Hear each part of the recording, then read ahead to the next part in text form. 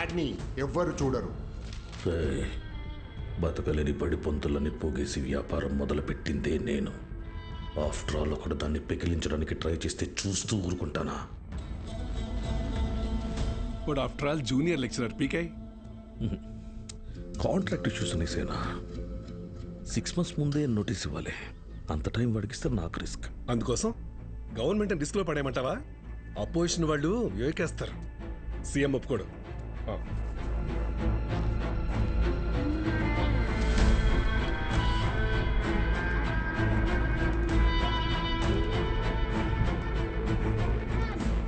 ఏంటి త్రిపాఠి, ఇంకో bench car కొన్నావా? అది నాది కాదు, నీదే. ఏంటి? నా సంగతి సరేనయ్యా, కానీ సీఎం ఒప్పుకోడు.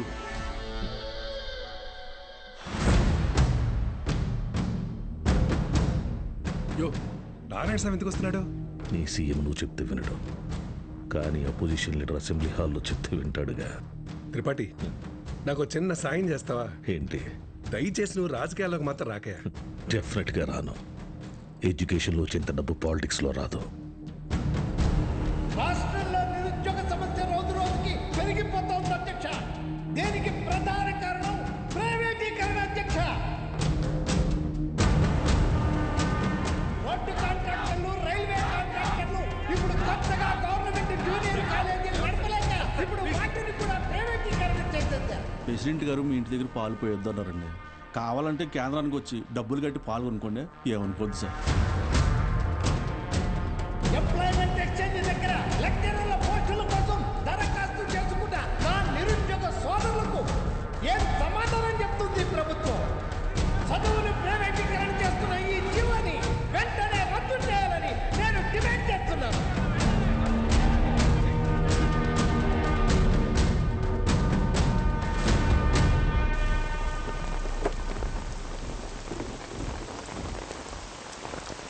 లోపలికెళ్ళి కీ ఇచ్చేసి రేపటి నుంచి నువ్వు పనిలోకి రా. ఏమైంది సార్? వెళ్ళి నీ కొడుకుని అడుగు. సార్,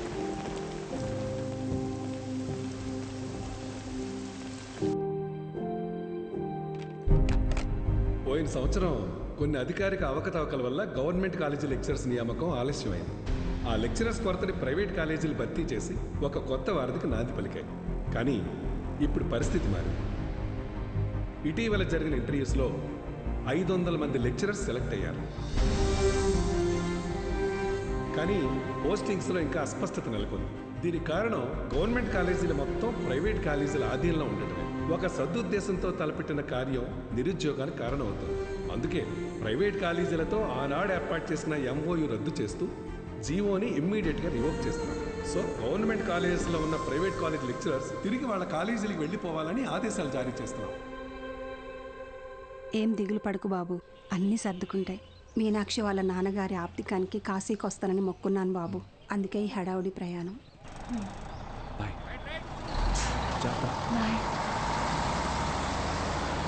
సతీ,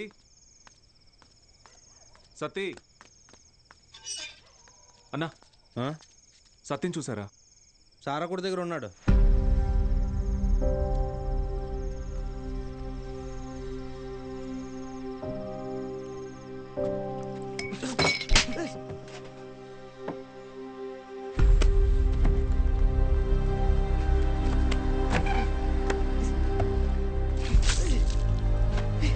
తుడుచుకో.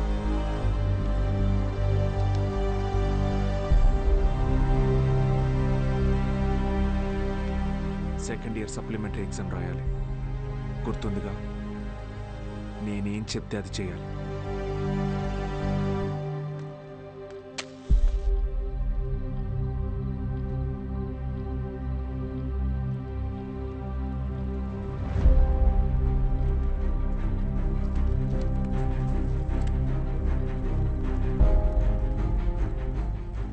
అమ్మ నాన్న పోయారు, ఇప్పుడు నువ్వు వెళ్ళిపోతున్నావు. ఇంకెవరికోసం రాయాలి?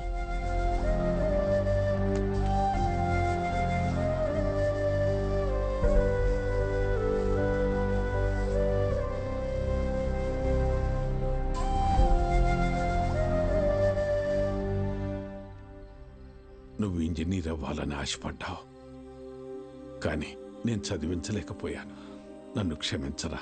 ఎందుకు ఇప్పుడు ఓడిపోయాను?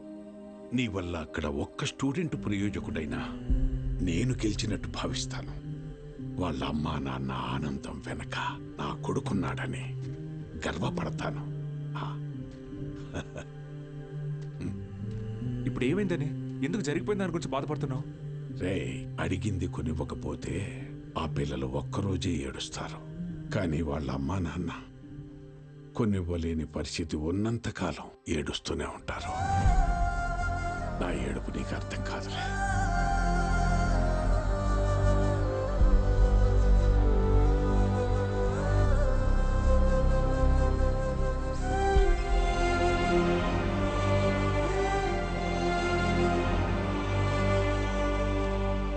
వాళ్ళు గెలిచామనుకున్నారు, కానీ అస్సలు యుద్ధం అప్పుడే మొదలైంది. ఇంటర్ ఫస్ట్ ఇయర్లో పేర్లు ఇచ్చినట్టు ఇచ్చి మళ్ళీ వెనక్కి వెళ్ళిపోయారండి, లెక్చరర్లు లేరని. బ్యాగులు వేసుకుని ఎక్కడికి వెళ్తున్నారు? రే వీరన్న, పొద్దున ఎక్కడికి రా? క్లాస్కి వెళ్తున్నామండి. క్లాసా? ఇంకా సెలవులు ఇవ్వలేదు, అప్పుడే క్లాస్ ఏంటండి? మరి ఎక్కడికి వెళ్తున్నారు? పదండి చూద్దాం.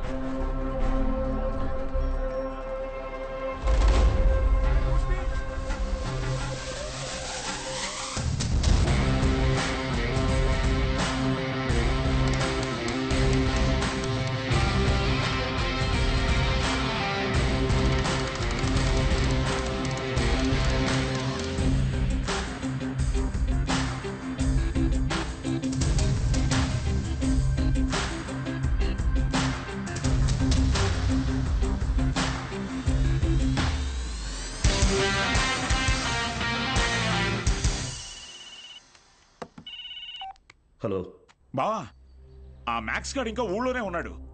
పొలంలో పాకేసి ప్రైవేట్ పెట్టేశాడు. ఏం చేయమంటావు బావా? హలో రే దత్తమ్మ, వాడు పాకేసింది నీ ఊర్లోనేగా. ఊరు ప్రెసిడెంట్ అయ్యింటే నన్ను అడుగుతున్నావా? రే, ఆ పొలం ఎవరిదో కనుక్కోండి.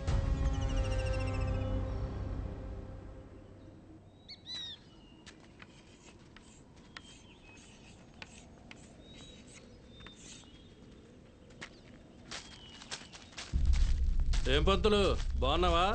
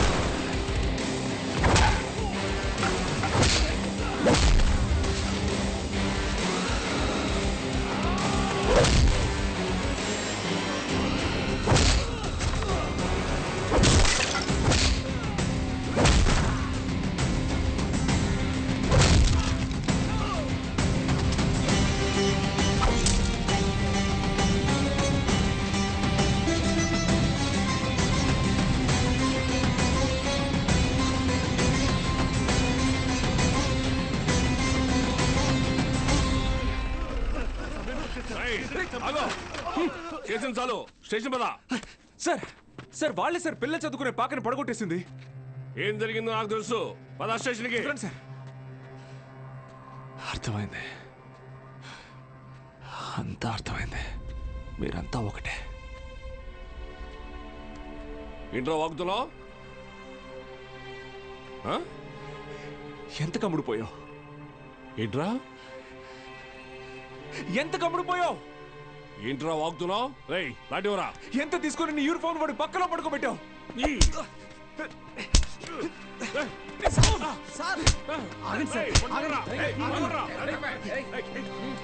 పోలీసు మీద చేంజ్ చేసుకుంటావా?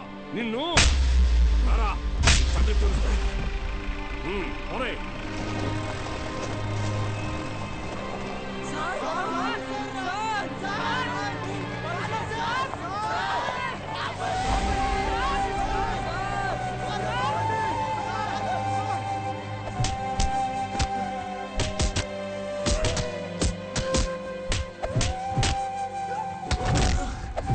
సార్ పంతుల్ని కొట్టడం పాపం సార్. పోలీసులు కొట్టడం నేరంరా. రేయ్ కుమ్మండి రాయండి.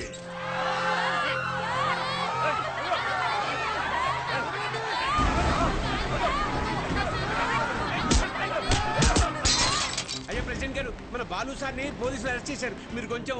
మన బాలు సారా? ఏంటండి బాగా క్లోజ్ అయిపోయినట్టున్నారు? అది కాదు, కారణం లేకుండా కొట్టడానికి పోలీసు వాళ్ళకి ఏమైనా పిచ్చా? వాడు మన సుబ్బయ్య పొలాన్ని ఆక్రమించాడు, సుబ్బయ్య కేసు పెట్టాడు, వాళ్ళు అరెస్ట్ చేశారు. అబద్ధం. పిల్లలకి చదువు చెప్పడానికి సుబ్బయ్యని అడిగి ఆ స్థలంలో పాక వేశారు. చెప్పరా? చెప్పరా? మీకు ఫోను. ఎవరు? ఎస్ఐ గారు. హలో సార్, ఇక్కడ స్టేషన్ ముందు కాలేజీ పిల్లలు గొడవ చేస్తున్నారు సార్. 4 తగిలించండి, వాళ్లే పోతారు. వాళ్ళల్లో మీ అమ్మాయి కూడా ఉంది. ఏంటి?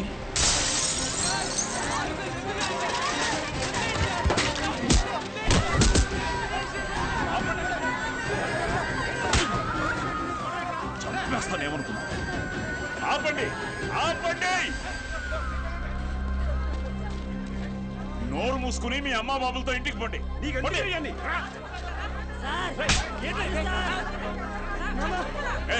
కూతురేగా, తీసుకో. పంపించండి.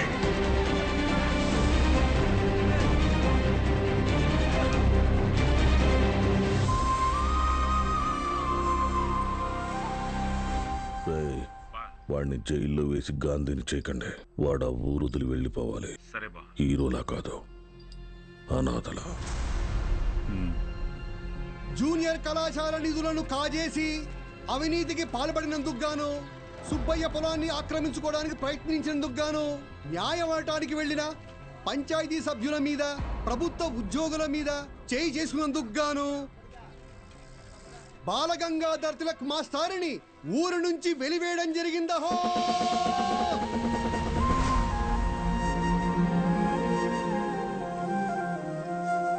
ప్రెసిడెంట్ గారు పిలిచారంట. చెప్పుడింది, తొందరగా కుట్టివు.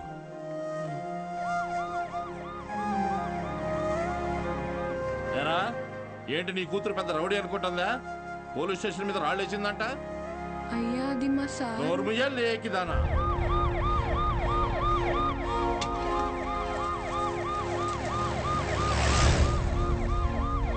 పంజుడు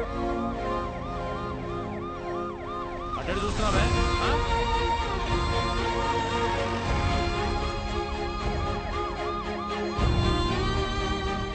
ఏంటి? ఆ పంతులు దింపడానికి పోలీసులు వచ్చినట్టున్నారండి. మీరు వెళ్ళండి. సరే.